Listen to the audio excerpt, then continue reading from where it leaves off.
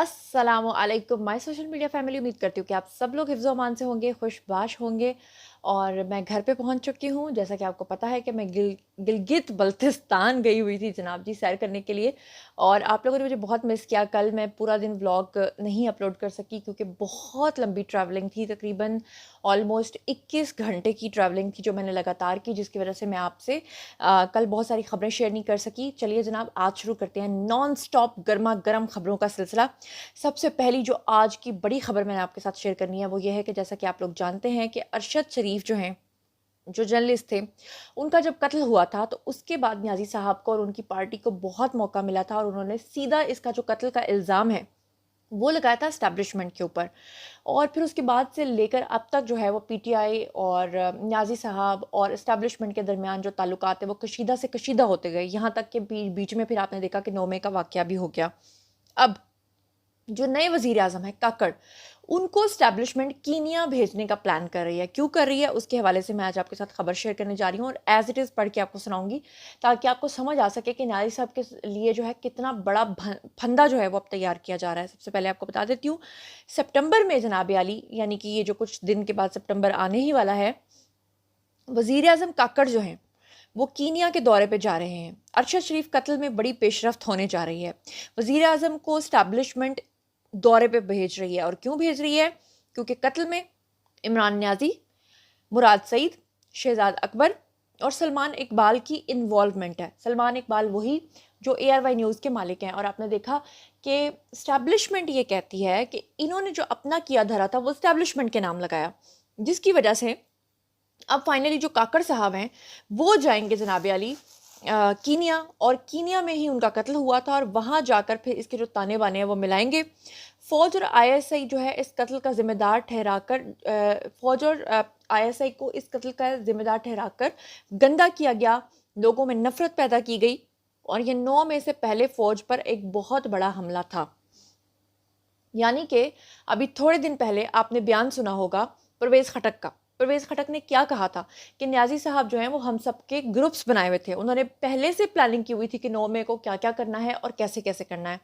फिर उन्होंने ये भी बताया था कि न्याजी साहब कहते थे कि हैमर करना है, यानी किस तरह से हैमर करके आपने हथौड़ा मार मार के लोगों के दिमागों पे असरात डालने हैं, किस तरह से आपने झूठी बात को सच्ची बात बनाकर पेश करना है। तो अब इस्टेब्लिशमेंट जो है वो इस बात पे तुल गई है कि कत्ल में असल में तो ये बंदे इन्वॉल्व थे जिनके नाम मैंने आपके सामने लिए हैं। दोबारा से नाम ले लेती हूँ, इमरान न्याजी, मुराद सईद, शहजाद अकबर और सलमान इकबाल। मगर नाम किसका लगा दिया? नाम हैमर किया बार बार इस्टेब्लिशमेंट का। तो इस्टेब्लिशमेंट की समझती है कि 9 मई के वाकयात करने से पहले ही लोगों का माइंड बनाने के लिए, हैमर करने के लिए उन्होंने ये वाकया करवाया। अब हुआ ये कि इसके नतीजे में लोगों के अंदर नफरत और गुस्सा गुस्सा जो है वो पैदा हुआ और उससे जो है वो ग्राउंड्स बनाई गई लोगों के, हमारी इस्टेब्लिशमेंट के ख़िलाफ़। क्योंकि इमरान न्याजी को अपनी मुतवक्के गिरफ्तारी से पहले नफरत का बीज लाजमी बोना था और फिर आपने देखा कि वह पूरी की पूरी फसल जो है वो तैयार हो गई। अब अरशद शरीफ के कीनिया में कत्ल के ज़रिए जो रखी गई ये पूरी साजिश थी। 9 मई को अचानक ऐसा नहीं हो गया, बल्कि इस्टेब्लिशमेंट ने जो ताने बाने मिलाए हैं वो कीनिया तक जाकर मिलते हैं। अब कहा यह जा रहा है कि इमरान न्याजी को इक़्तिदार से निकलने के बाद अपने अमाल की वजह से गिरफ्तारी का हमावक्त डर था, इसलिए वो जारहाना इक़दामात और सियासत करना चाहता था। उसे ये गलत फहमी थी कि 20,000 लोग भी अगर निकल आएंगे तो जनरल्स का पेशाब निकल आएगा। ये वर्ड्स मैं इसलिए बोल रही हूँ क्योंकि ये न्याजी साहब का एक पुराना वीडियो है जिसमें वो खुद अपने मुंह से ये फरमा रहे हैं कि अगर सड़कों पर आप 20,000 बंदे को निकाल दो तो जनरल्स जो हैं वो इतना घबरा जाते हैं कि उनका पेशाब निकल आता है। अब वो इस गलत फहमी में मारे गए। उनको ये समझ नहीं आई कि इस्टेब्लिशमेंट के साथ जो मैंने टक्कर ले ली है वो बड़ी ही मुझे महंगी पड़ेगी। अब वो चाहे साइफर केस में अपनी करवा लें ज़मानत तो तोशा खाना में पकड़ा जाएंगे, तोशा खाना में करवाएंगे तो अलकादिर में पकड़े जाएंगे, अलकादिर में कराएंगे तो फॉरेन फंडिंग में पकड़े जाएंगे, फॉरेन फंडिंग में कराएंगे तो और किसी केस में पकड़े जाएंगे। तो मतलब वो लोग जो उनको बचाने की कोशिशें कर रहे हैं उन्होंने अपना नाम उल्टा ख़राब करवाया है, जिसमें सर फहरिस्त जो हैं वो कौन हैं? वो हैं जी बंदियाल साहब। अब हम चलते हैं जी इससे भी और बड़ी खबर की तरफ। एहसानुल्लाह खान जो हैं, इनका जो ताल्लुक़ है वो आप जानते हैं किस पार्टी से है। उन्होंने एक जनाब अली तर्जुमान PDM पीडीएम हाफिज़ हमदुल्ला की तरफ से एक ट्वीट किया है और वो क्या कह रहे हैं ज़रा ये भी सुन लीजिए। वो कह रहे हैं, हमेशा जिम्मेदारी के साथ मौक़िफ़ दिया है। बुशरा बीबी की मुलाकातों की सीसीटीवी फुटेज मौजूद है। असल में ये इसलिए ऐसा बोल रहे हैं कि कुछ दिन पहले इन्होंने एक दावा किया था जिसमें इन्होंने कहा था कि इनकी पार्टी से भी बुशरा बीबी आई थी मिलने के लिए और उन्होंने कहा कि किसी भी तरीके से आप जो हैं वो न्याजी को जेल से बाहर निकलवाएं, हम डील करने को तैयार हैं, हम माफ़ी मांगने को तैयार हैं, हम 5 साल खामोश रहने को तैयार हैं। इस पे लोगों ने जो है बहुत ज़्यादा तनकीद की थी और लोगों ने कहा था कि ये कैसे पॉसिबल है कि आप लोगों से मुलाकात हुई है। तो उन्होंने अब ये दावा किया है, वो कह रहे हैं कि इसकी हमारे पास सीसीटीवी फुटेज मौजूद है और दोस्त मुल्क का अगर हमें ख्याल ना होता तो सीसीटीवी फुटेज हम आपको दिखा देते और मुल्क और शख्सियत का नाम भी हम बता देते कि कौन ये डील जो है ना न्याजी साहब की करवाने जा रहा है पाकिस्तान की इस्टेब्लिशमेंट के साथ। लेकिन वो कह रहे हैं कि जिस मुल्क का बीच में नाम शामिल है हम उसका नाम बता देते, लेकिन हम ऐसा नहीं कर सकते क्योंकि चेयरमैन पीटीआई पहले ही कई मुल्कों के साथ ताल्लुकात ख़राब कर चुके हैं। चेयरमैन पीटीआई की हकीकत कौम के सामने आ चुकी है, वो डेमोक्रेटिक नहीं हिपोक्रेटिक है। फिर वो आगे कहते हैं, इमरान खान बुशरा बीबी के ज़रिए एनआरओ की डील में मसरूफ़ हैं। कल तक एनआरओ नहीं देने का गर्दान करते थकते नहीं थे और आज खुद एनआरओ की भीख मांग रहे हैं। चेयरमैन पीटीआई किसी किस्म की रियायत के मुस्तहिक नहीं है, हर सवाल का जवाब देना होगा। इमरान खान की हकीकत कौम के सामने आ चुकी है। अब यहाँ पर मैं आपके सामने ना एक बात रखना चाहती हूँ, लेकिन उससे पहले मैं ज़रा आपको मियाँ मोहम्मद नवाज शरीफ की ज़बानी एक शेर सुनाना चाहती हूँ। वो क्या फरमा रहे हैं, ज़रा ये सुनिए, ये ज़रा सुनिए। जो मैं सर्ब सजदा हुआ कभी तो जमीन से आने लगी सदा, जो मैं सर्ब सजदा हुआ कभी तो जमीन से आने लगी सदा, तेरा दिल तो है सनम आशना, तुझे क्या मिलेगा नमाज में। वाह वाह वाह। जो मैं सर्ब सजदा हुआ कभी तो ज़मीन से आने लगी सदा, तेरा दिल तो है सनम आशना, तुझे क्या मिलेगा नमाज में। ये बात बिल्कुल सच है और आपको याद होगा कि आज से 1 माह पहले ही मैं आपको ये बात बता चुकी थी कि बुशरा बीबी जो हैं उन्होंने कुवैत में भी रब्ता किया है।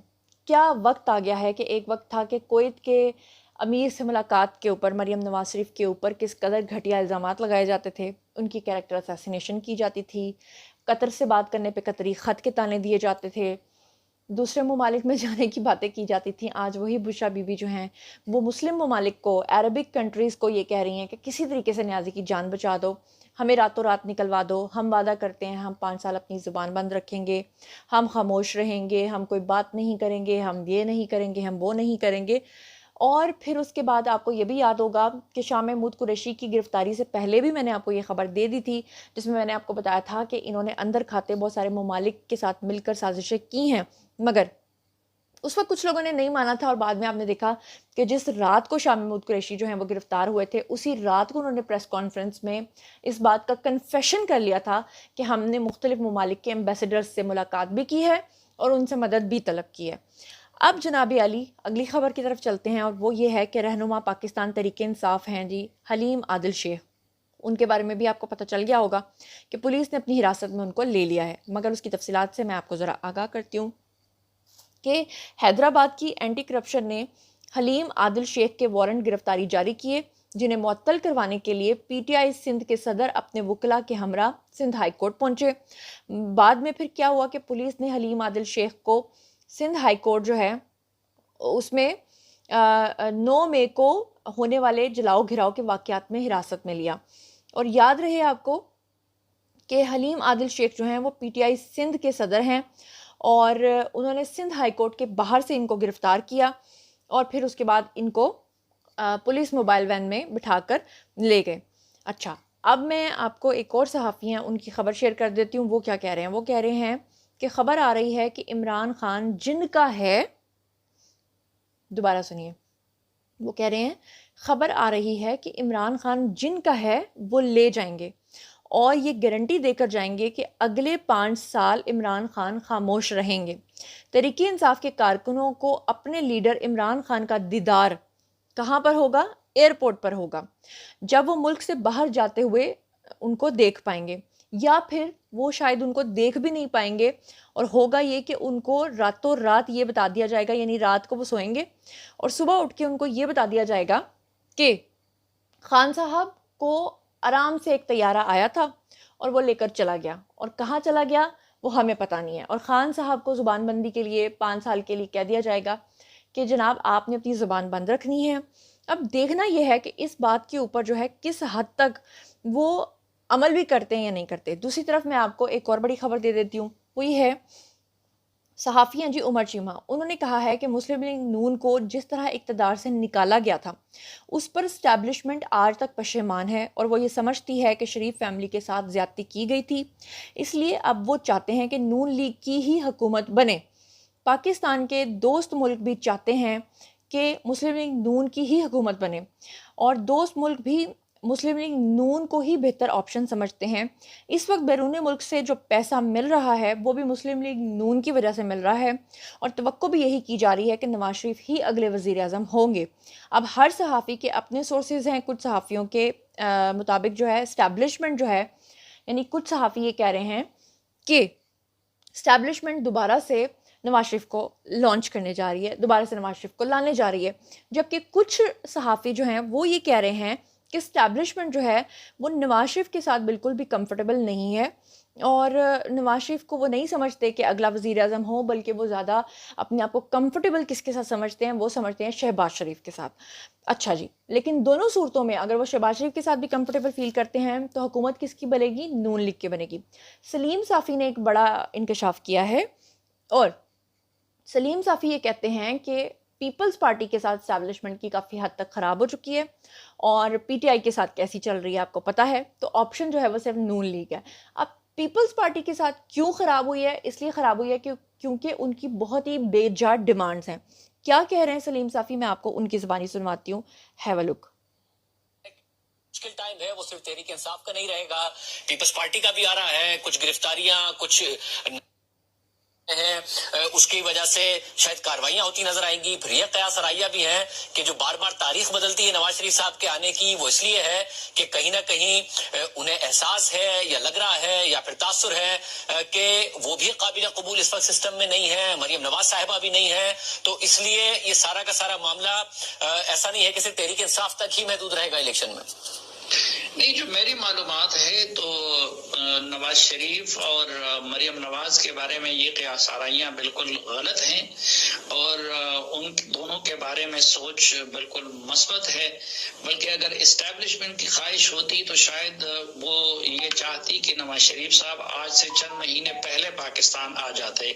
तो नवाज शरीफ साहब की तारीखें बदलने और ना आने की या आने में ताखीर की वजह वो इस्टेब्लिशमेंट नहीं बल्कि वो अदलिया है, और अदलिया के बाद जजेस हैं जिनकी वजह से वो अपने आने के मामले को लेट कर रहे हैं। मुझे इस्टेब्लिशमेंट और नून लीग के माबैन इस वक्त कोई तनाव या तनाज़ा नजर नहीं आता, और इसलिए आपने देखा होगा कि अहद चीमा और तौकीर शाह साहब की सूरत में उनके दो बंदों को भी तसलसल के तौर पर नए सेटअप में भी एकोमोडेट किया गया।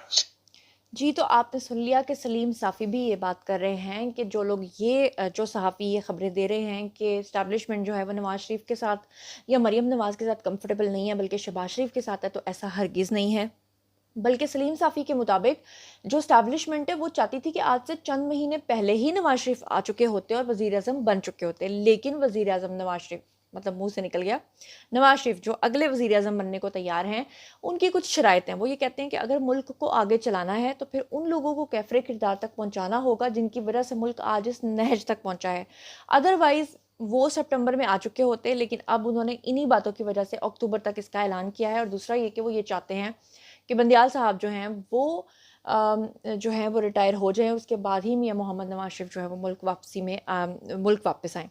और पीपल्स पार्टी के साथ जो हालात हैं वो इस्टेब्लिशमेंट के ख़राब जा रहे हैं। उसकी वजह यह है कि जब निगरान हुकूमत आई थी तो पीपल्स पार्टी ने गलत कुछ खबरें फैलाई थी उनके मुताबिक, सलीम साफ़ी की खबर के मुताबिक, कि उन्होंने कहा था कि हमारा ही निगरान वज़ीर आज़म बनेगा, और निगरान हुकूमत के अंदर भी उन्होंने कुछ बहुत ज़्यादा ऐसी डिमांड्स कर दी थी जो उनको लगता था कि शायद ये पूरी होने वाली नहीं है। और अब जो है इस वक्त तनाव चल रहा है पीपल्स पार्टी का और इस्टेब्लिशमेंट का। तो जनाब, ये थी सारी खबरें। अब ये खबरें सच होती दिखाई दे रही हैं कि न्याज़ी साहब की तरफ से बुशरा बीवी जो हैं, पहले शाह महमूद कुरैशी भी इसमें शामिल थे, लेकिन शाह महमूद कुरैशी तो ज़ेर हिरासत हैं। अब बुशरा बीवी जो हैं वो हर मुमकिन कोशिश कर रही हैं कि किसी तरीके से न्याज़ी साहब को जिन्होंने लॉन्च किया था वो छुड़ा कर ले जाना चाहते हैं। बदले में न्याज़ी साहब जो हैं वो अपनी ज़बान बंद रखेंगे, बस आप हमें जाने दीजिए। और यहाँ तक भी कहा जा रहा था पहले कि न्याज़ी साहब जो हैं वो लंदन में शिफ्ट होना चाहते थे, जमाइमा के पास या अपने बच्चों के पास। लेकिन बुशा बीबी चाहती हैं कि वो किसी अरबिक कंट्री में चले जाएँ ताकि वहाँ की जो उनको गारंटी है वो भी मिल जाए इस्टेब्लिशमेंट को, क्योंकि इस्टेब्लिशमेंट जो है यूरोपियन कंट्रीज़ की कोई भी गारंटी नहीं मानेगी। तो अब देखना ये है कि ऊँट किस करवट बैठता है। ये थी आज की तमाम खबरें, आई होप कि आपको पसंद आई होंगी। अब बारी है जी आप लोगों की, आइए कमेंट सेक्शन में बताइए आपको क्या लगता है कि तमाम यूथ क्या अपने लीडर को उसी दिन देख पाएंगे जिस दिन वो जहाज़ से उनको टाटा बाय बाय करेंगे, या कि उनको अगले दिन खबर मिलेगी कि रात को एक तैयारा आया था और उनको लेकर चला गया था। और आपको क्या लगता है कि इस्टेब्लिशमेंट वाकई शहबाज शरीफ के साथ कंफर्टेबल है और नवाज शरीफ के साथ नहीं है, या आपको लगता है कि सलीम साफ़ी की खबर ठीक है? और तीसरा ये कि काकड़ साहब जो हैं वो कीनिया जा रहे हैं और कीनिया से वो क्या धमाका करेंगे, और न्याज़ी साहब जो हैं वो किस तरह से इस अरशद शरीफ कत्ल में मुलव्विस थे, इन तमाम चीज़ों का अहाता किया जाएगा। इन तमाम खबरों के बारे में आप जो कुछ भी सोचते समझते हैं आइए कमेंट सेक्शन में शेयर कीजिए, पर्सनली जवाब दूंगी। मज़ीद खबरें, व्लॉग्स, इंटरव्यूज़ और साथ ही साथ ये जानने के लिए मेरे साथ कनेक्टेड रहना हरगिज़ मत भूलिएगा। चैनल को सब्सक्राइब कर लीजिएगा। अपना बहुत ख्याल रखिएगा। अल्लाह ने के पान।